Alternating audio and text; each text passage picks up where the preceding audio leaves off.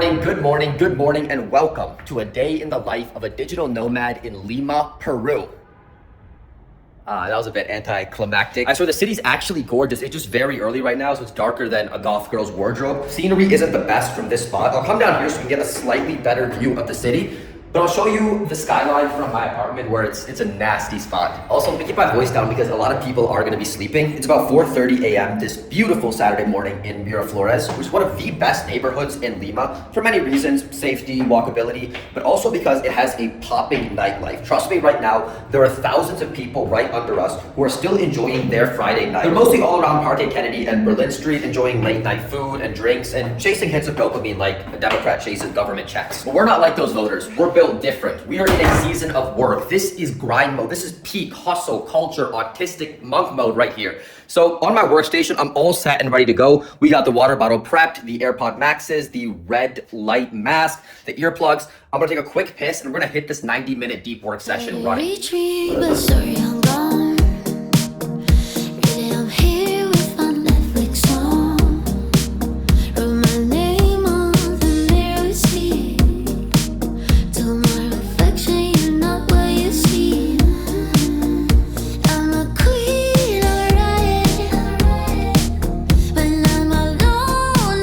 Also, in case you're wondering what the hell I was doing when I first got up, I used the Find Time app to wake up. This is the greatest alarm app on the planet. It's the only one that actually forces you to wake up. Like, no cap, you literally have to do challenges like push-ups, squats, jumping jacks to turn off your alarm. Since science shows that movement is one of the best ways to actually wake up your brain and make it impossible to fall back asleep. They got other challenges like making your bed, leaving the house, touching grass. I just like the jumping jacks, push-ups, squats one the best. And what's wild is if you don't complete your challenges within the time limit that you set, say 10 minutes, the app charges you money and then sends that money to charities that you hate. And there is no way I'm sending $1 of my money to a bunch of leftist. Like, there's no way I'm funding some like drag queen story hour for kindergartners. So I have never snoozed once in the past year because of this app. Before, I had a chronic snooze addiction where I wouldn't get up if the world was ending. And it's also impossible to cheat, like airplane mode, changing your phone's time, even deleting the app. Nothing will stop that charge from going through. Like, you have to wake up and prove it. And then after that, the app's got like everything you need to start your morning right. You can check your sleep stats, traffic to work, the gym, check your weather, hit a meditation or breath work session. It even has like a word of the day and religious verses widget. Literally anything you need to start your morning right, this app's got it. There's no way I could wake up without it. And it's not sponsored. You taking notes on how to be a boss like me.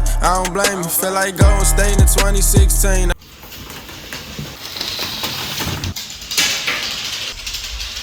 Started at the bottom, had some problems, still had no regrets. Sitting at the top. All right, so 90-minute deep work session is complete. You can see the sun's out now, and you know the day's starting in Peru because every single morning, city has to have a heart attack. So the first thing you'll hear every morning is just ambulances going off. It's like this city's version of like birds chirping to wake you up. And the ambulances here in Peru are something else. Like, these are louder than a single mom screaming at her kid at Walmart. Although to be fair, that's not a huge issue for me since I've got the AirPod Max plus earplug combo going on. It's just an S-tier productivity hack to help you focus in because when you block out all the noise around you, you'd be amazed how much more work you can get done. Anyway, a question you also might be wondering is why do I get up so early and just hit the computer first thing, which isn't really a big self-improvement thing. You should think your meditation session and breath work and gratefulness and sun on your balls. I love the feeling of knowing that I've gotten a big chunk of work done first thing in the morning and it's out of the way. It's this big pressure off my head and shoulders where, okay, I've already made progress on my dreams and goals that I'm working towards, so I can just breathe a little bit and relax more the rest of the day while also being productive and getting more stuff done. And in case you're wondering, I was working on an upcoming YouTube video where I cover the 33 plus different ways of optimizing my bedroom back home for sleep. Everything from lighting to temperature to using sound controls, consistency, timing, and even using AI, just the whole like autistic biohacking sleep setup. But it matters a lot to me because everybody sleeps, right? You sleep, I sleep, your mom sleeps, I sleep. But if you get just something as small as even just 2% better sleep than the average guy, that compounds with time. It's like that analogy of the penny that doubles every day for a month. First day, 1 penny, nothing. 2 pennies, nothing. 4 pennies, nothing. By the time you get to the end of the month, you're at $8 billion. Sleep works the exact same. Over time, if you're sleeping better, you'll make more gains, make more money, be more successful in all of life. And that's just a 2% improvement. Imagine really dialing in your sleep, getting 20, 50, 200% better sleep than the average guy. Whereas with most voters, they're not even trying to get better sleep, they're purposely screwing their sleep up. And that's giving them cancer, bad body odor, even shrinking their pee-pee. Because overnight, your body's doing miraculous things. It's killing cancer cells that are forming right now inside your body. It's healing your gut that changes how you smell. Even when you sleep, your body, both for men and women, is giving blood flow and creating erections in their penis and in their clitoris. And if that doesn't happen, your pee-pee will atrophy. It will literally shrink and get smaller over time. As you can tell, I'm really passionate about this because when I was younger, I struggled with so many problems that were coming from bad sleep, like brain fog and ED stuff. It was especially really sad that nowadays in America, in fact, last year was the first year ever where sleep hit an all-time low of 7 hours and 11 minutes, and screen time hit an all-time high. It topped out sleep at 7 hours and 12 minutes. We can see how that's working out for most Americans. That'll be dropping soon. I think you'll really love it. If you try to make a few changes to how you sleep, I think you'd be amazed how your life will transform. I'll give you one hack right now, because if you're watching this video, chances are you have to deal with sleeping on planes, which can be the worst, the absolute most horrendous experience ever. But a pro tip here is get a neck strap. I see a lot of normies at the airport with neck pillows to keep their neck neutral, which is a good thing. I've been stuck in some weird positions lately, and then I'm like, no. But the problem with the neck pillows is while you're sleeping, your head can fall forward, instantly waking you up, which just kills the sleep momentum that you had going on. Whereas a neck strap, this basically goes on your forehead and it connects to the seat or the headrest behind you. And that keeps your neck in that neutral beneficial position, but also stops your head from falling forward, making you fall away. Also, you can put the strap over your eyes instead of your forehead, so it doubles as a sleep mask, less things to carry. If you're living out of a suitcase like I am, that's pretty beneficial. Highly recommend it. Absolutely love this thing. The one that I like the best, it's linked in my kits below. Check it out if you're interested. When I'm traveling, I got that strap on me like a gay chick. And funny enough, you can hear the ambulances going off right now. Every morning, never fails. Anyway, the day started, so I'm gonna go freshen up, make breakfast, and we'll head out on a bit of a walk.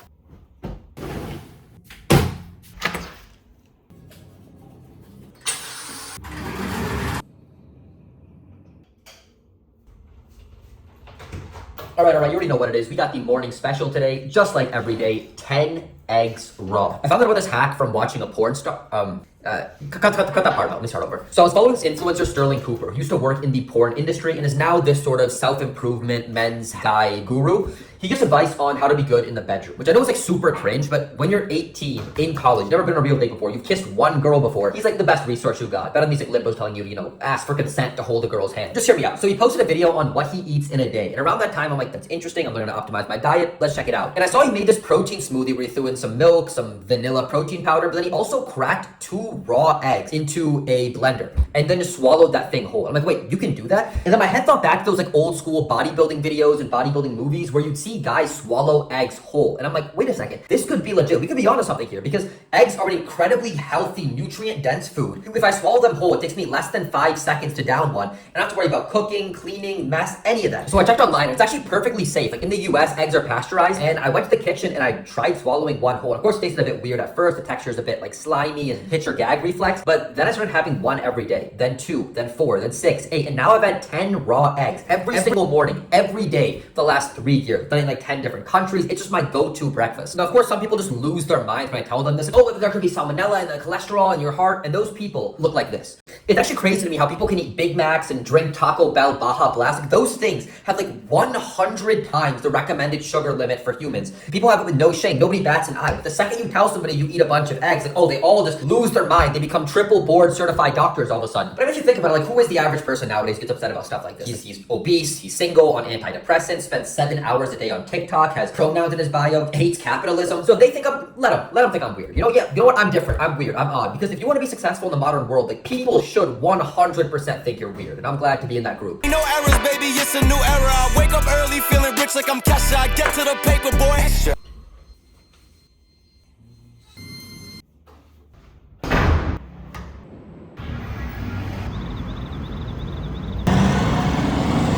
Yo, what's up? So heading to one of my favorite corner supermarkets. They make really good smoothies with mango, papaya, pineapple, orange, whatever you want. I like to mix it up to get a wide nutrient range, but it's just fruit and ice and water, no weird chemicals, no PFAS, no seed oils, no random stuff that makes the frogs gay. And while they're making that smoothie, what I like to do is just stand outside and get a little bit of sun on me, or at least the most I can with the fog this time of year.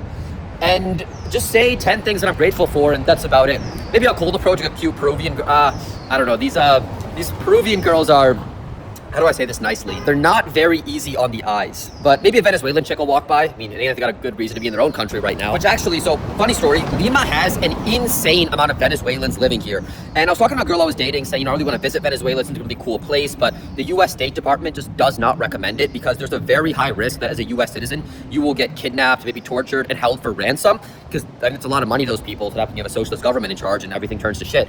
But anyway, she made a joke, so like, you don't even need to visit Venezuela because there's so many Venezuelans already in Peru. which is kind of strange because Venezuela doesn't even border Peru.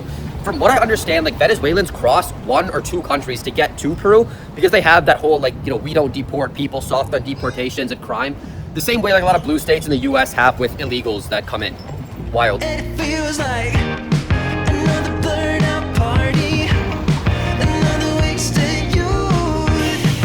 Like I'm staring at the city, and I swear it kinda feels like the same worn out t-shirt and every sucker from school.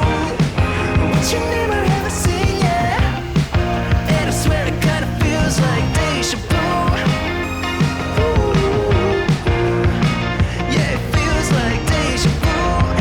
Alright, so we're now headed to the north part of Parque Kennedy here in Miraflores. I mentioned earlier that Miraflores is one of the popping neighborhoods out here in Lima. I'd say it's top 2 for sure. It's also the more expensive, one of the most expensive ones. And I'd say there's probably 3 main reasons for this. So first of all is walkability. You don't need to call an Uber every 5 minutes to get anywhere.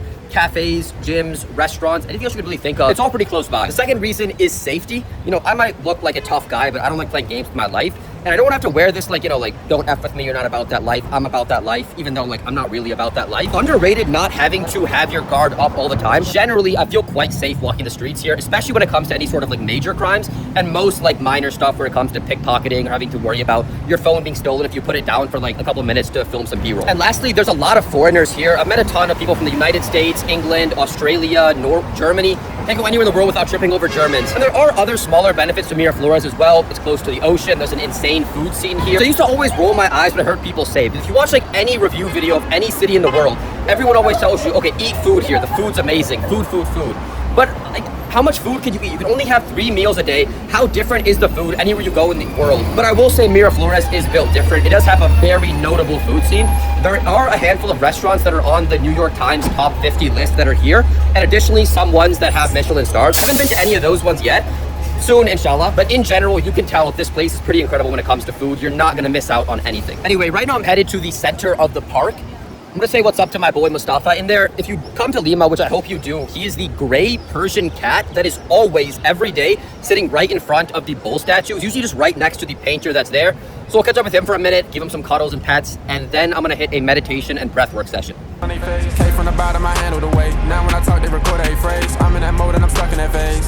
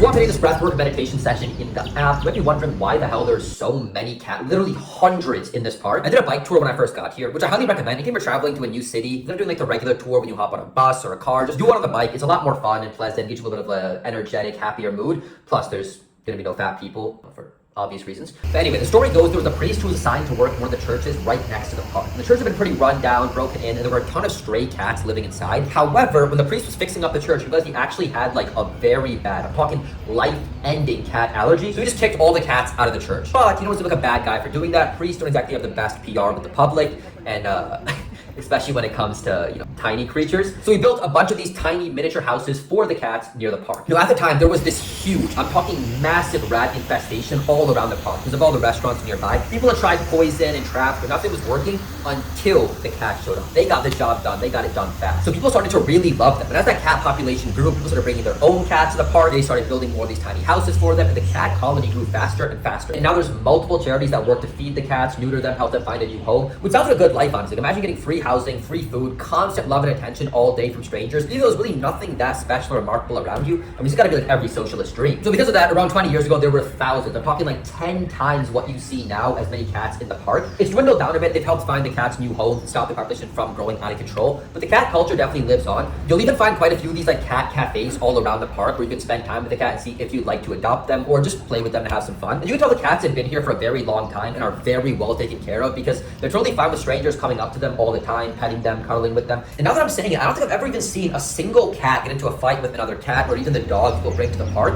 They're just chilling. Yo, check this out. So second floor of this building right in front of me, the Sofa Cafe. It's a pretty nice restaurant, one of my go-to staples.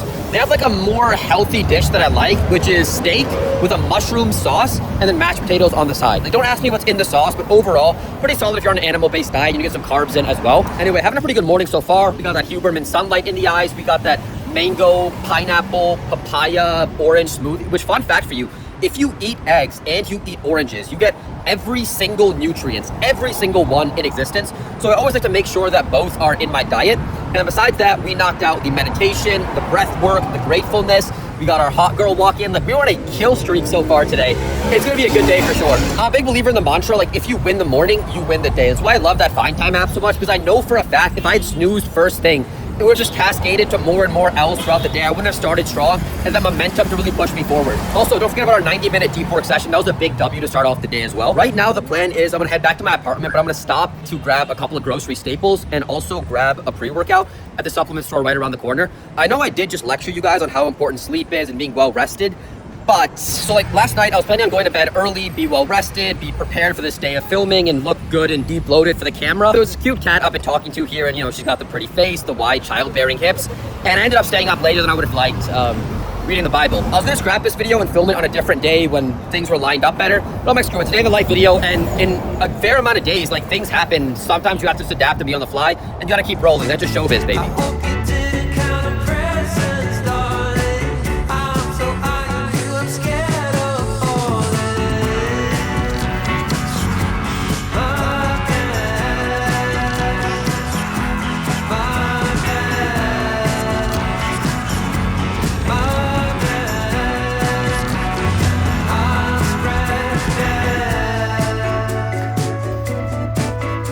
All right, so I'm about to start fueling up. It takes about 30 minutes for caffeine to fully kick in, so I'll crack open one of these cold ones in a couple minutes. And I'm also gonna down some bananas so I have some carbs for training. And then also, I forgot to take my organ supplements this morning. There's a ton of vitamins and nutrients inside of organs that just don't exist inside of regular, like, at least in high enough quantities, in regular, like, meat. Specifically, liver is the most nutrient-dense food on the planet, and I don't really eat organs on a day-to-day basis. I don't really like the taste of most of them. I've had beef heart here in Peru. It's okay. Like, I'd maybe get it if I'm sharing with a few other people, but never as like a standalone item. But supplements are easier to take. I can grab them anywhere, and trust me, they are essential for health. Anyway, though, I got a bit of time until kickboxing practice, so I'm gonna edit some short-form content. One of the best books I've read on growing an audience is Traffic Secrets by Russell Brunson. Just read that book right now, add it to your reading list. His whole trilogy is incredible, and one thing he talks about is just post content on the daily for a variety of beneficial reasons, but especially so your audience sees you on a day-to-day basis and are more familiar with you. So I'm gonna edit some of those. I do have a separate YouTube channel for short form and clips. I don't like mixing the two together. I really like how Andrew Huberman had that separation between just long form and then clips, reels, cut up pieces and segments, and I like that, so I wanted my channel to mirror that same setup. Anyway, get some fuel in me, get some short form edited, and 7:45 will be out the door for training. You can feel your heart rate. You're on the wrong way. What you So earlier today, when we were heading to Parque Kennedy, we were walking along Jose Pardo Street, which is a pretty loud, bustling main street. The only reason why we went that way is because the supplement store was over there. Right now, my kickboxing gym is also near Parque Kennedy, but we're passing through Berlin Street, which is a pretty popping spot for nightlife. In fact, what I'll normally do is for first dates, I will meet a girl at this little Italian cafe pasta spot that is right next, like literally like right next to under my apartment. I like that place a lot because it's a pretty chill, like romantic ambience and vibe to it. They set up the lighting and the environment. So we'll meet there for like sparkling water and mocktails. One other reason why I like it is because it's a lot quieter than so many of the bars out here, which blast like blaring loud music, and it makes it very hard to actually talk to the girl. I mean, it does give you an excuse to like bring her in closer around your arm, hear what she's saying and all that. But for the first date, I prefer more of like the low-key, relaxed vibe, and especially because if the girl doesn't speak English, maybe like half the girls I've dated here don't, a little more than half, I need to use the AirPod Pros to translate, and it being a bit quieter makes the translation a million times easier. I mentioned this in my Brazil vlog as well, but I highly recommend the Pros for translation. But if you're in a spot which is blasting loud music and that music has lyrics, oftentimes like these are still in beta right now for the translation, so it'll pick up the lyrics in the song and it just isn't as smooth the conversation, that back and forth. But anyway, after we chill over there, we'll head over to one of the popping spots right over here. It's like a 30-second, 1-minute walk. Or even if the vibe's right, I'll actually show her my apartment. It's literally right above the cafe. And then we'll come down here after, or whatever the case might be. And what's actually funny is when I'm walking down this street at night, when the nightlife is like kicking off, maybe you have a bit of a schedule change, you have to go train later that day, or I'm meeting a friend for dinner or something. Every time I walk through the street at night, like somebody comes up to me just offering me drugs. Oftentimes these guys don't even speak English. Like, oh, you want that, like, or that. I don't know, I wake up at 4 a.m., I work out every day, I take my health seriously, I'm dropping like 10 raw eggs. What part of me screams I want to do drugs? But I guess they assume that, you know, a foreign-looking guy in South America, they're there for that reason. And some cities definitely have that reputation. Like when I was in Medellin, it's known as like Sin City for foreigners, where you can like buy prostitutes or do drugs very easily. But I don't want to be associated with that crowd. We got better things to do with our life. However, I do find it pretty rude that somebody would come up to you and just solicit you to get drugs from them. I'm pretty polite about it. I'm like, you know, no thank you, I'm straight, because, you know, we all know drugs are for... I ain't at war with myself, I just caught a truce. I pray to God to keep the peace, I still let it loose. Pasadena, California, thought you niggas knew. Right at the top and lost rope, nigga, what it do? Station wagon, turn the caddy tire, spin off. Can't be scared to throw 'em from the shoulders, nigga, get off. Caught my first fade from Sadiq, it's a dime. Took an L, but it's cool, wasn't scared, so I'm fine. Ain't no looking like a picture from the dad and my mom, huh? So welcome to Saturday morning class. On all the classes for Muay Thai during the week, this is the one where the least amount of people show up to, for obvious reasons. But it's actually my favorite time to train. I know the end goal is to always be pushing yourself to be better, competing against yourself, and Stoicism and Ryan Holiday and you can look inward to... But I like the idea that I'm working hard to better myself at a time when all the other guys my age are recovering from tequila and regret the night before. Usually we stick to combos in this class, practice the basics, drill the basics, but sometimes we switch it up, do a little bit of sparring too. I can hold my own against pretty much all the guys in here for sparring. We get to spar the coach though, that's when you just get crushed. Like one of the coaches here is like an 8-time South American champion. I remember I literally could not walk after sparring. I gotta be harder than these kids on Epstein's Island. Too soon? But anyway, even today my leg was still a bit bruised up from that beating I took last week, but it was a solid class. I was pretty happy with how I performed, and I've been working especially on managing my distance from my opponent. I'm obviously very tall. I've got this lankishly orangutan-like long arms, so being better from my opponent is just better for me. Use that jab, keep that distance. I've been having a bit of trouble managing that range. If anyone has any advice or tips they notice from how I'm fighting, feel free to drop them below. I'd really appreciate it. Monday.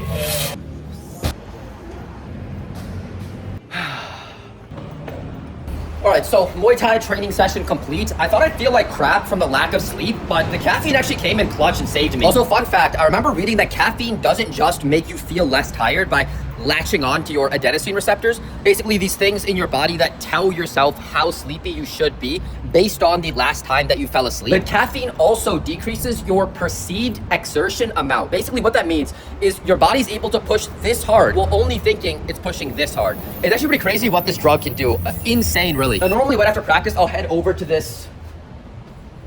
I'm not sure what to, it's not a restaurant for sure. This food bar that's literally right under the gym. They make some solid smoothies. A lot of the guys after practice come down here to get food or smoothies. But today I'm actually heading over to the Smart Fit weights gym right across the street over there. I'm not doing a whole resistance training session. The reason why is I've been having a lot of pain on the front of my shoulders, the rotator cuff. It's becoming a real issue when I'm doing pressing movements in the gym or when I'm going really hard on the bag. Just now during practice, I felt the back of my shoulder just on fire, and it just was not a good sign. So I'm gonna work with the resistance bands for a little bit to strengthen up these rotator cuffs. And I'm also gonna train my neck to thicken up this bad boy. Wait till you see that.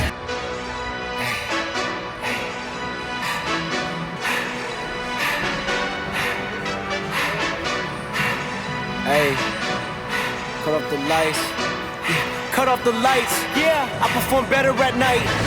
I've been outside with the mice. Yeah, eating that chicken and rice. Right, while it was filled with the mites. Okay, now it's an infinite price.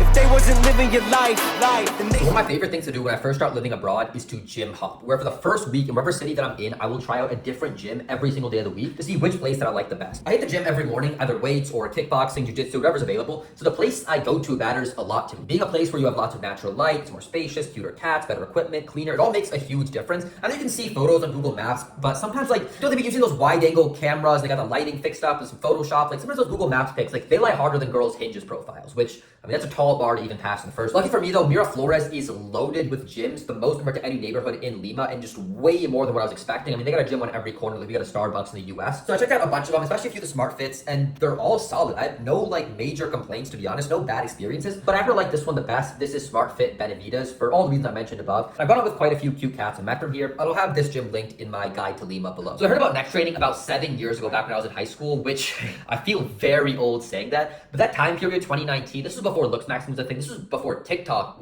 existed, before all these degenerate streamers took over the internet and OnlyFans came out, destroying the fundamental fabric of society. But anyway, I think I stumbled across a post on Reddit talking about it, and there's also this viral neck training video and a few Photoshop pics that just took the internet and the gym community by storm. It was pretty obvious the moment you saw these pictures that a Photoshop neck that's bigger makes you look more masculine, dominant, handsome, whereas a Photoshop neck to make someone look thinner makes them look weak and beta and even pedophilic. Like, it's actually crazy when you see these absolutely gigantic bodybuilders look goofy when you zoom into their face because of how thin their necks are. So I've been training my neck back then, but I never took it that seriously like I would do it at home because I didn't want to be seen as that weird guy in the gym and the gym crush is there and she can't see me. But because of that, I would skip days pretty often, and also I didn't have very heavy plates at home. Or what I'd actually do originally is use kitchen tiles that were duct taped together, and I was using resistance band. All this stuff doesn't really make progressive overload happen very easily, but now 2026, where looks matter more than ever. I mean, you got kids hopping on testosterone at 14 to get that, facial angularity. You got kids literally hitting themselves in the face with a hammer, which I don't ever recommend. Like, don't hit yourself in the face. Well, unless you voted for Biden. If you want your zygotes, your chin to grow bigger, like, you have better options. You have implants or fat grafts. I'll talk about this in my plastic surgery video about the 100K I spent on plastic surgery. But anyway, back to the point. A thick neck is something you have 100% control over. It's completely safe to train. It grows just like any other muscle, and actually a bit faster than what you might expect. I'm taking it very seriously for the past 2 years and really upping. I'm talking going insane on the volume. And we're talking 18 sets per week on this puppy. And I'm seeing that work pay off. Like, my neck is finally catching up to the size of my ego. And I've also been playing around experimenting with what gear lets you train neck more seriously. I know what you're thinking. It's not for making guacamole. It's for loading plates. I have all the gear that I use linked in my kits below if you want to grab it and take a look. And I highly recommend checking it out. Try taking your neck a bit more seriously. I know it looks a bit weird at first, but like I mentioned, it's good if other people think you're weird. You don't want to be average like them. And I've got a whole video on my neck training setup coming out very soon. Anyway, after neck, I did a bit of forearm work, one of my severe lagging muscles, which I finally started to see a little bit of progress in, but it's nothing like those thick, meaty things that Chris Williamson's got. And after that, I was done. I disappeared. I was out the door faster than the Venezuelan president.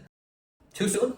Actually, not exactly. Before I headed out the door, I was walking past this girl near the calf raise machine, and she had anyway, so I'm like, that was a great time to start working out my calves, spit a little game, cold approached her, got the clothes, and this is us on our first date a couple days later. But anyway, after that, I was actually out the door faster than a Democrat and his 144-year-old aunt when they hear those mail-in ballots get dropped off. In my hand, yeah, you know we gon' play hard. Grinding all night, yeah, I'm never gon' fall up. Hustle stay strong, this money gon' stay up. Pocket so fat, I ain't asking what it costs.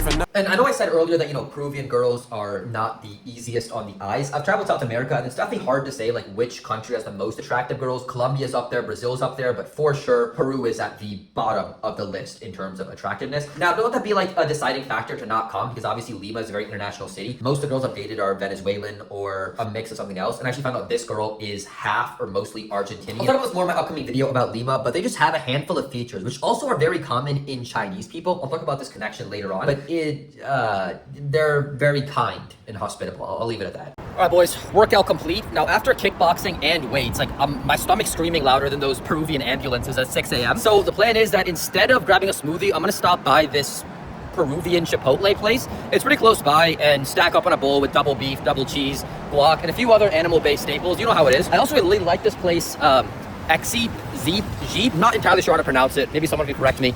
But I like this place because I'm at my apartment, stuck in some work, and deliver in some food using one of the food delivery service apps they have. Usually my go-to one is Rappi.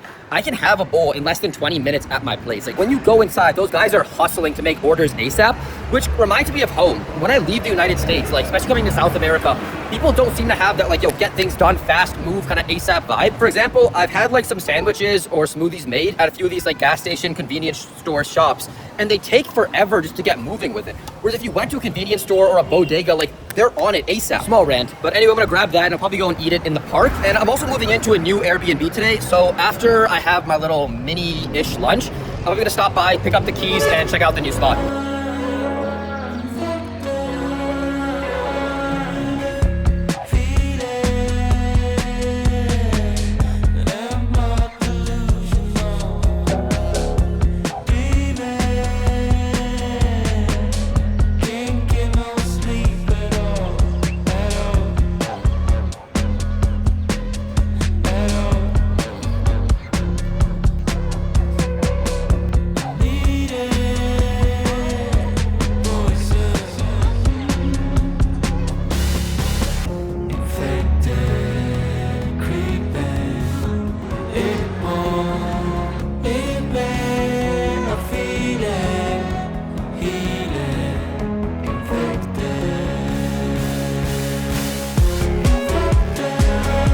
right, check this place out. What's that saying? Now that I'm getting new money, don't worry about no old hoes. In case you're wondering, this place is $900 per month. I picked it out because it's in Miraflores, obviously, gotta have a good location. And also because it has an AC. That is a must-have for me. I remember the first time, like, don't get me wrong, right? I love the heat, sauna sessions 4 times a week, you know, helps you detox all those heavy metals out of you, longevity, gets those microplastics out of your balls. But when it comes to sleeping, like, it's gotta be nice and cool. I remember the first time I ever lived abroad, I was in Medellin. And one of the spots I stayed at, it didn't even occur to me to check if it had an AC. I figured, like, well, it's United States, every place has an AC, but I had some of the worst, just most horrendous sleepless nights over there. So AC is a must no matter what. And then also, I pick the places that has a washer. I like places that have a washer because I can use my own laundry and detergent. It's normally just baking soda and vinegar. None of that like toxic stuff, industrial cleaner you buy at the grocery store, which has a lot of weird stuff in it that messes with your body and turns your kids into... But one of the downsides of Lima is no apartments seem to have a dryer, so you need to hang all your clothes to dry. And that's pretty lame. I hate having to like flip them back and forth, and like they don't really feel as like tight and solid. So since I've been here, I've just been taking an L on that side and dropping my clothes off at a laundromat, having them clean them for me and pick them up. So I didn't even really need a place with a washer. I could have had more options if I picked a place that didn't, but it is what it is. In case you're wondering, the last apartment I stayed at was $1,500 a month, so $600 more expensive than this one. Obviously that one was much nicer, but I just didn't need a place that nice or that spacious.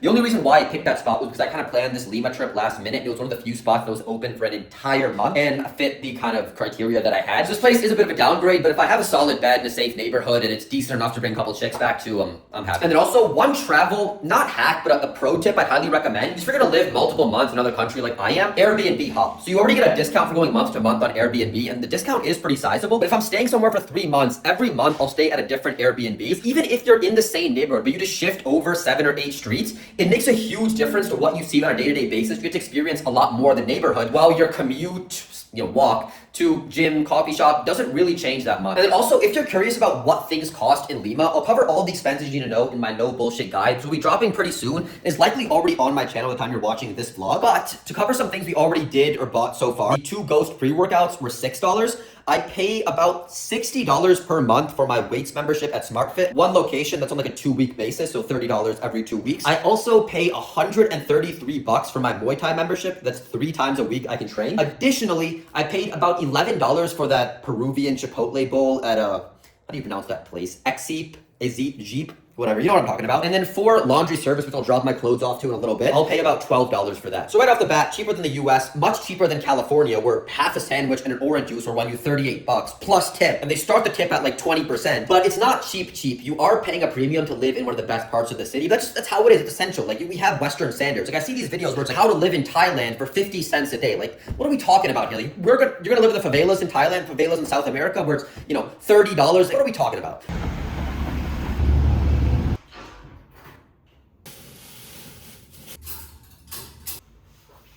Yo, what up? Something just popped into my head that we need to talk about. For the past few years, we've seen inflation get out of control. It's popping off faster than Elon's rocket. It's insane how expensive a lot of things have got. But you may have also heard of shrinkflation, where there are some items where companies have chosen to make them the same cost as they used to, but give you less quantity or value. And like a Coca-Cola can shrinking to be 15% smaller. Or you'll buy a pack of markers and it's the same price as before, but there's less markers in the pack. But there's something else I've noticed that I don't think most people talk about, and that's expectflation, where the consumer is expected to do more. So here's what I mean. When I first started using Airbnb, it was like, all right, check in at this time, check out at that time, here's what you pay, boom, done. But nowadays, the amount consumers are expected to do is insane. When I'm checking out of a place like right now, like, yeah, make sure you throw away all your trash, make sure all the dishes in the sink are clean, make sure that you also put all the towels here, make sure the windows are all closed and the blinds are closed. It's like, hold on, wait a second. I already paid a fat cleaning fee, which is just outrageous sometimes, on top of me booking the place. Now I'm expected to throw away the trash and do the dishes? Like, what are we talking about? And if you decide that, God forbid, they clean the dishes you paid the cleaning fee for, the host will hit you with a low rating on Airbnb, so less of a chance you can get a nice place in the future. And this all sounds a bit crazy, but the most outrageous thing that I've seen recently is the Airbnb I stayed at before this one. I was on vacation in Cancun, Mexico, in Playa del Carmen, and there literally was, get this, I'm not making this shit up, right?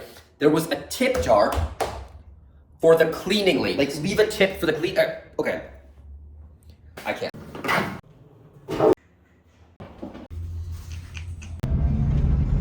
Yo, what up, my friends? So I got moved in, got unpacked, all good on that side. As you can see, I got my backpack on me, and I'm heading to a nearby cafe to do my favorite thing in the entire world, work. Basically, it's doing what I gotta do, doing what needs to get done, and should be a pretty solid session. A lot of people have been asking for a calendar integration in the, well, let me backtrack a second. You know the app I talked about in the beginning of the video and the one I've been mentioning nonstop, Find Time? I'm not sponsored by them, because it is my app. I built it and now I'm trying to promote it. I used to struggle with waking up in the morning, just snoozing and walking around like a zombie, wasting the precious time that I could be using to get ahead and achieve my goals. It was the worst feeling ever, knowing that you failed the first task of the day, and then because of that, the losses just stack up. So then you're rushing out the door, you don't look as good and presentable, you don't have a lunch pack, so now you have to eating some unhealthy food because you look worse, you're more awkward when you call the approach sector, then you're feeling bad. It's like that saying, you know, the gift that keeps giving? This is the opposite, where that first L in the morning just stacks and makes everything else much worse. And the worst part of this whole thing is I would tell myself, okay, every night, tomorrow's gonna be a new day, a better day. I won't make the same mistake. I'll get up early, get on that grind, and I would just snooze the next day again. And the amount of guilt and shame you feel when you can't even win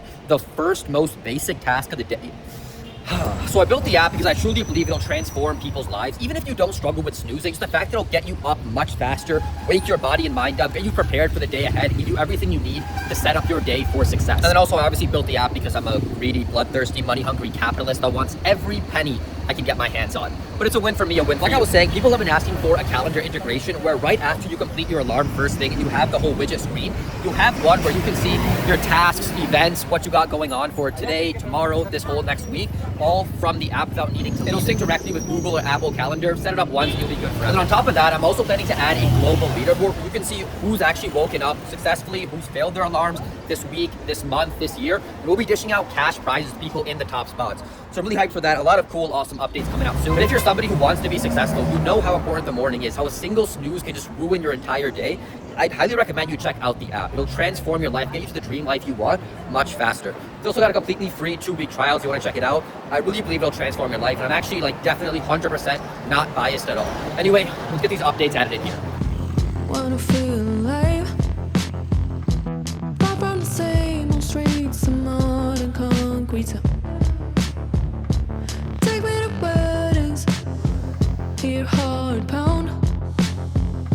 I need that something somewhere just to make. All right, so getting some coding done right now, and by getting coding done, I mean I'm just telling a bunch of Codex agents what to do and watching their changes. If you're not in the tech world, it's actually correct. It's insane what LLMs like ChatGPT and Claude have done for coding. What used to take an entire day, make you want to slam your keyboard into your head, have 800 tabs open to find the solution, it now takes literally 10 minutes to figure out and implement. You literally just write in natural language. We're talking right now, like make the globe a bit bigger, add dots, people completed their alarms, and make it auto rotate, but not too fast, change the colors up, make it so when somebody logs in the background, start loading this. So you're basically like yapping to an AI, like you're a micromanager. Although I don't want to make it sound like I'm vibe coding this app. Definitely not. All these changes are going to be reviewed by me and Copilot. I'm not trying to end up with one of those apps that goes viral in the news for leaking everybody's nudes, social security numbers. Like we're not, like Find Time's built different. You got my guarantee on it. All right, so first off, I forgot to bring my own coffee cup, so we got a fat dose of microplastics today. At least the coffee's pretty solid here. 2 p.m. right now, so the plan is in a little bit, I'm gonna just pack up my stuff, head back to my place, drop my bags off, and I'm meeting a chick for lunch.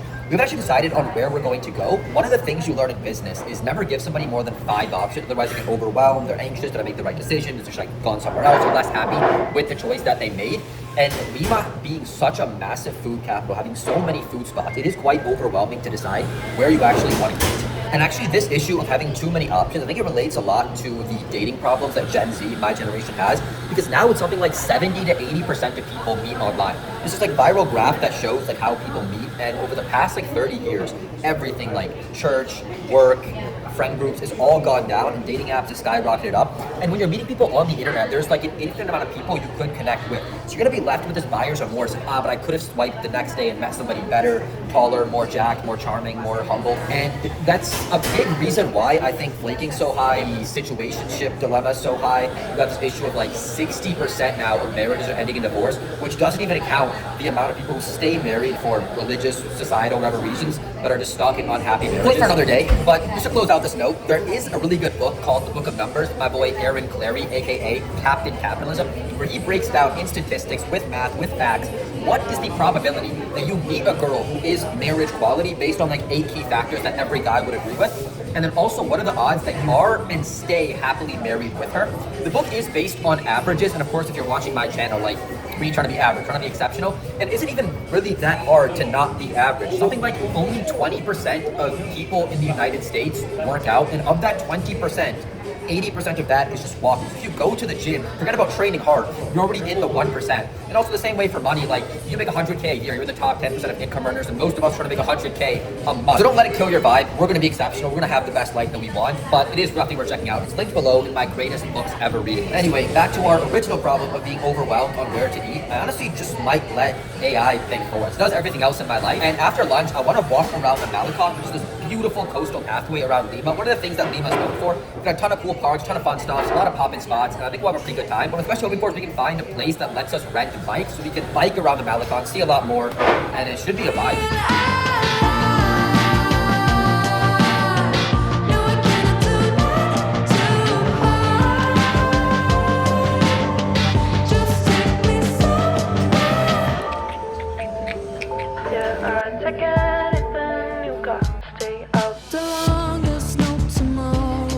So Lima being one of the food capitals of South America and the world, having an insane amount of options, we rolled the dice and went with Japanese food. Also, fun fact, there are a ton of Chinese in Lima. Something like 5 to 10% of the city's population is Chinese. Which you think about is actually crazy. That's an insane amount of Chinese for South America. The backstory is after slavery ended in Peru, they needed these like low-wage workers for agricultural work and stuff. So they brought over about 100,000 Chinese in the 1800s to come and basically scoop up bird poop. Basically, Lima has these guano islands off the coast where a massive amount of bird poop gets dropped. Probably not the best thing to talk about while eating, but Peru got insanely rich selling this bird poop as fertilizer to Europe. The work was, brutally hard. There were very high rates of death from exhaustion, heat, disease, fatigue. But after this time period, Japan actually invaded China, and trust me when I tell you, you did not want to be in China when the Japs pulled up. I mean, the Imperial Japanese make the Nazis look like pacifists. Honestly, put a gun to my head, like concentration camp or your town's getting invaded by the Japanese, the gun's going off.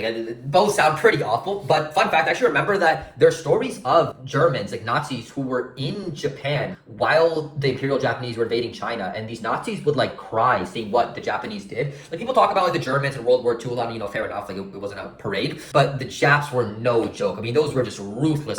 And quick note, if you're curious to know more about this time period, there's a very good book on this subject called of Nanjing. Just be aware that it is a dark book. I just could not listen to it in the morning or afternoon because it would just ruin my entire day, but it did make my greatest books ever reading list, also linked below. And there's a really good movie starring Christian Bale called The Flowers of War. It was actually the first ever movie from China which had a non-Chinese main actor. Really good one, almost won their version of the Emmys, and I think you should honestly just watch it tonight. It's $4. Just watch it. You'll enjoy it. It's a good little tidbit of history, and it's also in my greatest movies ever reading list, also linked below. And then one more side note, the reason why I love reading books about some of the worst, most grotesque, horrible, treacherous times in human history, the darkest of the dark, because it makes me a lot more grateful and present for day-to-day life. Those are something I learned from a podcast with Jocko Willett. But anyway, the Japs, they got some fire food. I know the US also murked them in World War II, and now they're an ally, and they're also going extinct right now. They're having so few kids that they're closing down hundreds of schools, almost in the thousands every year. They sell more adult diapers than baby diapers. So, I don't know, this is whatever, now we're cool with them. And this is me when I did my Japan trip last year. Really cool place, highly recommend it. I have the best spots I recommend in my greatest places to travel list.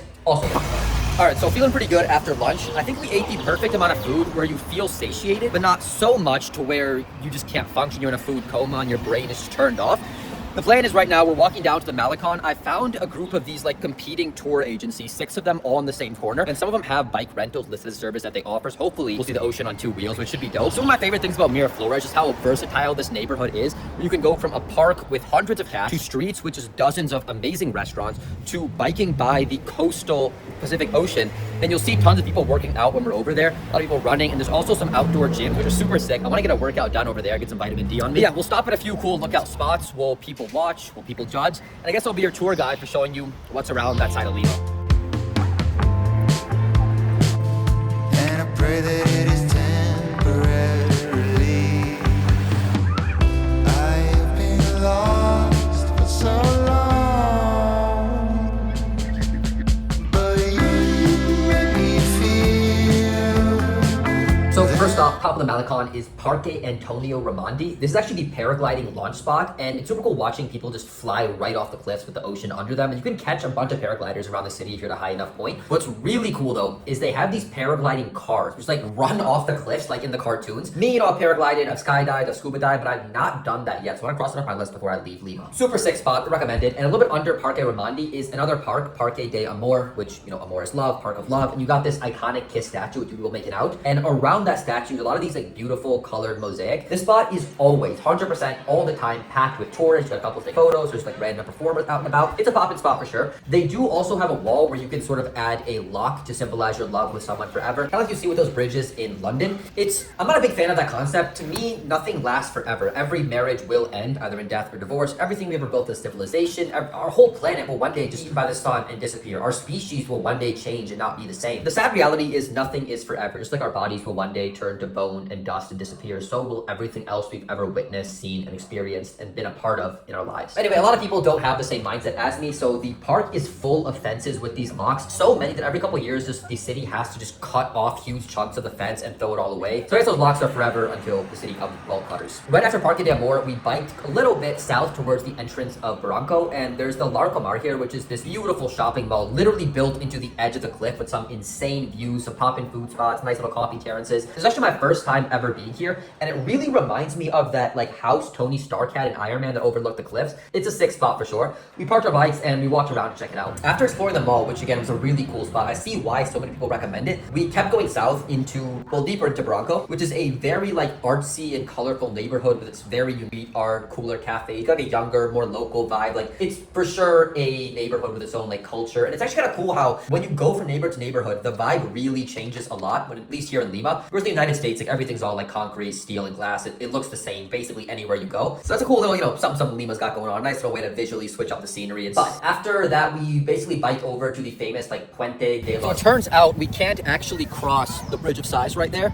because it's under construction. I guess it lives up to its name, the Bridge of Sighs. Apparently it's called that way because back in the day, a lot of people would jump off the bridge to end themselves, which after that, we just turned back around. The path has been mostly flat so far, so biking is pretty easy, which I appreciate it because again, my legs were just, after getting chopped to the bone in Muay Thai, like, let's not push them too hard today. But then finally, we just dropped the bikes off and caught the sunset. There's this beautiful little, cute little tiny itty bitty cafe. I wasn't too hungry for anything, so I just had sparkling water and just soaked in these views. As the younglings say, it was a vibe.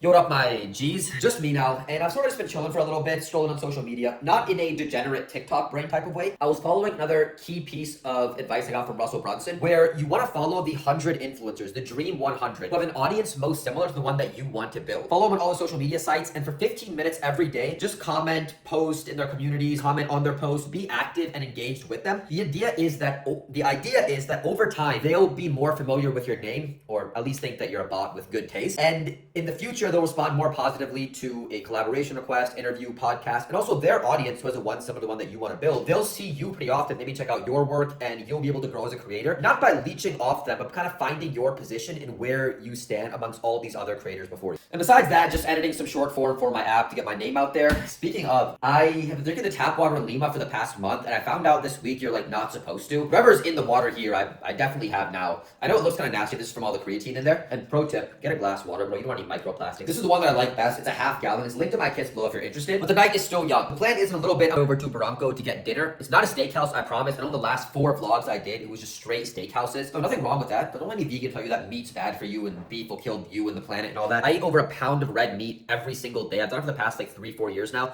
and I've never felt better. But I promise we're not going to a steakhouse. The place we're going to is actually a really pop-in spot that I had a good time last time I went. It gets really packed, so fingers crossed if we actually get in. There's only 2 of us, so hopefully there'll be a spot for us. If not, I'll show you a romantic dinner at McDonald's. Yeah, we'll head over there, get some fish fillets and M&M McFlurry, eat it in Parque Kennedy, which doesn't honestly sound that bad. Like the vibe's definitely there. It could be a nice night. Who knows? Tonight might end up at McDonald's. One way or another, we'll head out soon and we'll have a good time. Silly, silly heart. She brags about her scars. Still thinks you're the missing part. I'm dolled up to the teeth in heels that hurt my feet. Wondering just where you are. She can be so damn persuasive. Promising this time you'll show. She's getting Here we are at dinner at Ancestral, and obviously I got that boomerang ready to go. You already know what's up. Ain't missing no games, road game, watch me bring it home. I lost a couple out here, this a cold game, but I bounced back from it strong. We had it locked in before they know. Fun little story for you. I found out about this place the first week I came to Lima. My sister came with me, and we went to this chocolate making workshop where they show you how they go from cacao to chocolate bar. That was interesting because on the plane ride to Lima, I watched this mini documentary. It was super, like 2002 or something, super old, and it's like a pretty terrible documentary to be honest, but it was about how a lot of the chocolate that we ate from, especially back then, came from African child labor. It's got a lot better. There's organizations to help stop that and this, that, and the other. I also read a good book recently called A Long Way Home, which is about the life of a child soldier in Africa. This one did not make my greatest books ever reading list, but it's an honorable mention at the bottom because it has some good storytelling and is kind of relaxing and easy to listen to, especially before bed. Anyway, back to exploiting kids. So I'm at this coffee making workshop, or excuse me, chocolate making workshop. I've been saying coffee, I meant to say chocolate. But there's a family, most people there are from the United States. It's a family from South Carolina, and I'm like, yo, what's poppin'? What's good? But what's happening with these TSA shutdowns? Like, come on, they make it make sense to me. And there was also a couple there from San Diego where the guy was a doctor for the Navy and now he works under the embassy as a researcher. His wife he met in San Diego. She's from Germany, which of course, like I said, can't go anywhere in the world without, running into Germans. They'll be everywhere in the world except their own country. No, I was making jokes here. It's kind of cool. I actually like the Germans have a tendency to want to travel a lot. There's a big culture of after high school, they spend a few years like traveling. Whereas us in the United States, like, after high school, what do you do? You go get, 20, 30, 50,000 in debt for some dumb degree, underwater African basket weaving, which you only got into because of DEI. And now you want like the government, aka somebody else, to pay for your student loans. Even the reason why the colleges charge so much student loans is because government gives out loans to anybody, but whole different story. But anyway, my sister and I, we liked the couple a lot. We ended up going out to dinner a couple nights later and took us to this place that we're at right now, Ancestral. I really like it because it's beautiful. Spot is just gorgeous, especially the rooftop. Even the inside of the restaurant's actually very unique and appealing, but you get those rooftop views in there. The food is above average, maybe even tipping on great, but it's not exceptional. That's just facts. It's really the ambience that seals the deal. Also, when I last came here, one of the best things on their menu was the empanadas. Just an incredible appetizer. All of them tasted great, but they were out this time. Lucky for me though, I brought a snack to dinner. So there's these chips, these sort of onion flavored kettle cooked ones that are local to Peru, which taste absolutely incredible. One of the best chips I've had here. So I snuck a bag in just so we kind of have a little bit of like an appetizer before the appetizer. But seeing as the empanadas aren't there, we got these chips. I'm glad I brought them. The waiter wasn't too happy with us, but they're fire. They're a little hard to find. Maybe 1 out of 4 of those convenience stores / mini marts have them. But if you're in Lima, I highly recommend these. These things slap harder than Will Smith. This meal we're eating right now, it's sort of a Peruvian fusion, if you could call it that. We're having turkey, which is not very common in the United States with the exception of Thanksgiving, but here, I was talking to the girl I'm with, and basically every restaurant has one turkey option, which is way more than the United States. The other sandwich is a lomo saltado sandwich. So lomo saltado is a very popular Peruvian dish. You got your marinated steak, some rice, some fries, a little, ensalada, some salad on the side. But here we're having it in a sandwich where they throw on some cheese and some mushrooms. And honestly, meat, cheese, mushrooms, bread, how do you go wrong with that? 10 out of 10. But in general, I haven't had too much Peruvian food on this trip. I'm not saying Peruvian food's bad, but you're an international city with so many options. It's come on, you know what I'm saying? It's like the L11-8A in Call of Duty, right? Remember that MW3, PS3? Was it a bad gun? No, it's very popular. A lot of people mained it, but it's just not the MSR. That thing's fast as hell. It can one-shot people. So it's how you gonna pick the L11-8A when the MSR is in the menu? How you gonna do that? Unless you're some, hard scoping newbie maybe. All of us real OGs out here quick scoping, we got that MSR on us. So you know what it is. If I got that thing on me, we're going 30 and if you ever played Call of Duty MW3 and you were in a lobby where you got absolutely murked sometime between 2012 2016, that was me. I was knocking kids out hard in these Diddy parties. You already know what it is. If you got murked, Kilam was in your lobby. Anyway, the same way, Peruvian food, it's cool, it's nice, it's chill, but when you're in Lima with so many international options, you can't be mad if people don't pick it as their go-to. But to try to honor the Peruvian culture a little bit more, I got this Inca Cola, which has a very sweet, fruity flavor, but I can't even recommend it. It's just too sweet. You'll see these things all over Lima and all the convenience stores. People drink it all the time, but I don't know how. It's got so much sugar in it. And fair enough, maybe I fried my sugar receptors from having such a clean diet most of the time. But yeah, it's so sweet to me. It just makes me thirstier. I can never get enough and just can't recommend it. But overall, beautiful dinner at a beautiful spot, and my stomach felt good, my eyes felt good. It was a good night. And then in case you're wondering, the girl I went to Japanese food with earlier today, I met on Tinder, and the girl that I went to dinner with, I cold approached at the gym. After dinner, we walked around Barranco, especially it's downtown city center, and we also stopped for ice cream. I don't give it off terrible self-improvement vibes today. I stayed up late the night before, haven't eaten the healthiest today, had an energy drink, now I get ice cream. But I've been running this Tim Ferriss method I read about in the 4-Hour Work Week. Great book, highly recommend it, where you basically have seasons of work and seasons of like a little more chill and relaxed. You go 3 months, hard, focus, 0 candy, 0 sugar, 3:30 a.m., grind mode, Jocko Willards, monk mode, dialed in. And then for a quarter, you're not like being a degenerate, you know, doing parties or doing everything like, you know, retarded like that. But you're just taking your foot off the gas a little bit. You know, you're cruising, a little couple cheat meals here or there, enjoy yourself. Well, by the way, I have also gone like full hardcore for like years. I've done like 2 years of like no sugar, only cold showers, even when I'm like very sick and I feel like all stuffed up and terrible. But this lighter approach of seasons of work and seasons of chilling, I found it also works well for me. I feel like I'm not missing out too much, and I'm also able to hold myself back, control myself, and not like be all psycho, like degenerate. Anyway, back to this helada. I wanted to switch it up from my usual favorite flavor of toothpaste, aka mint chocolate chip, to try some like local favorites. You got lucuma, which is a flavor based off of like a Peruvian fruit. It tastes like a sweet potato mixed with maple and caramel. Pretty awful. Would not recommend ever to anyone. I tried like eating around it because it just was not good at all. And then I also went with guanabana, which is a fruit more local to Colombia, I believe. I wouldn't say it was like great, or it was an in-between between like mid and good, somewhere in there. But besides the ice cream, I was mostly just enjoying this beautiful night in Barranco. Also, fun fact, we actually wanted to go to a different ice cream shop that was closer to us, but that one was closed because the owner died that day. But anyway, the dinner for us at Ancestral was $38. Japanese food earlier today was $44. The ice cream, I couldn't tell you. I mean, I think she paid for that one, like my card issued, which I haven't experienced anywhere else in all of Lima. I think it was just messing up in general, and then she thought it was my card, so she paid, but like really it was just like, my card's fine. I use it for everything. I use like the city double cashback, just 2% on anything. You don't have to like worry about like, oh, well, which card should I use for gas, and this one for travel, this one for Uber. So just 2% back on everything. It's lit. And then the Uber ride to Barranco and back from Miraflores was $11. And that's facts. That's it. Yo, what up, my friends? Me again. I just realized I forgot to pick up my laundry today, so I'll grab that tomorrow. And right outside my new apartment, I'm just going on a little bit of walk to clear the head and get some fresh air and all that stuff. It's perfectly safe to do in Miraflores, whereas, like I mentioned earlier, like very safe. People will be out till about 3 a.m. It's midnight right now, and I feel fine walking around. Whereas in most cities in the U.S., it's like 21 Savage said, you know, can't leave home without it. Although saying that now, I don't even know if 21 could say that, because I remember a few years ago it came out that he was British. The memes at the time were pretty funny. Like I remember 5'5", she my ride or die, and it's like the Queen of England. Or my favorite one, all my shooters dressed in red, and it's the redcoats. You go down a couple streets that way, Parque Kennedy, Berlin Street, that whole area will be lit up with hundreds of people going out, having a good time, strolling around, which is, you know, as long as you're not being a degenerate about it, it can be a fun way to spend time with friends or family. It's kind of sad that after COVID, I think COVID and these soft on crime policies just killed off the nightlife in a good part of the US. I remember I went to Oakland a while back, and it was like, that place was more dead than a Boeing whistleblower. But yeah, so even if there was still a popping nightlife in a lot of the cities in the US, like, forget about my family, I wouldn't even feel safe going out that late. Of course, where I'm from, the Bay Area, you do have quite a few nice spots like Redwood City, Mountain House, Palo Alto, Walnut Creek.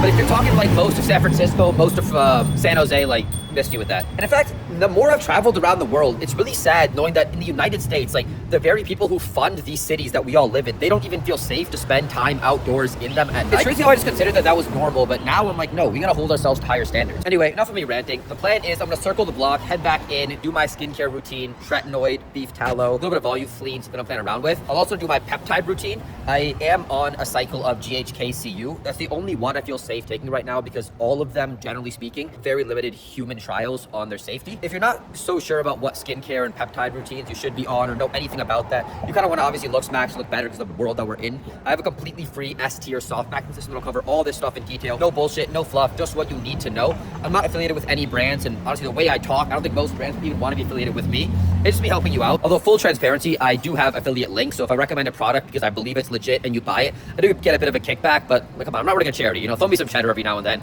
Your boy's gotta eat. And after all that, I'll just put on my red light necklace, so that red light will kind of help you relax and unwind compared to these like bright boob lights on your ceiling, which just emit blue light that screw up your entire sleep cycle. I'll set the thermostat to like 21 degrees so my room gets nice and chilly. I'll pop the AirPods in, listen to an audiobook, usually something more like storytelling related, kind of help me unwind and do whatever miscellaneous tasks that I need to get done which don't require a screen.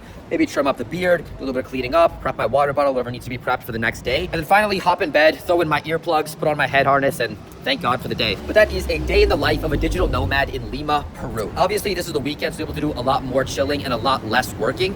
If this was the work week, then after my gym workout in the morning, I would just do my 9 to 5. I work for a tech company based in California. I'm able to work remotely, which is obviously how I'm able to be here. But I hope you did enjoy this video and you got a good sense of what to expect and what life is like here in Lima. Like I mentioned earlier, I'm gonna drop my no bullshit guide to everything you need to know about Lima, breaking down everything from dating to the cost of living and everything in between. Stay tuned for that video. By the time you're watching this one, that one should already be out on my channel. I have a link below in the description or just search it up. And also in the description is my completely free guide to the best places to travel to and best places to live abroad in worldwide. And in every section, I break down the best gyms, coffee shops, hidden gems to check out, and the most fun things to do in every city, besides the basic advice of eat food and walk around looking at stuff. I think if you're like a guy who is about it and you want to have fun life experiences, check that guide out. It also has a bunch of other guides in the description below, everything from breaking down plastic surgery to sleep maxing to the best books and movies I've read. Ton of dope stuff. See what interests you. It's all down there and it's all free. And lastly, if you want to support the channel, I have the link to my OnlyFans down below. Or if you're not really into that, you can help me out by downloading the Find Time app. Obviously, it's a paid app. I've made it to make money. I'm a greedy, bloodthirsty, money-hungry capitalist. But you also save an immense amount of money. Go ahead, sir. Please, go ahead. You can cross. No problem at all. So yeah, I get your money. I want your money. But you also get a transformed morning. You get to save 30 minutes, 1 hour. For some chronic snoozers, 2 hours every single morning. And depending on whether or not you snooze and how hard you do it, you still have every single tool you need to win your morning and win the day. Everything from traffic to work, meditation, journaling, weather, health widgets, AQI, calendar. It's all in there and just pennies a day. Now, is that a fair deal for the price? I want you to decide. The app has a completely free 2-week free trial. If you try it out, I really think it will transform your life. Anyway, that's a day for me. I'm heading back in. Peace out and stay straight, bro. See you next time.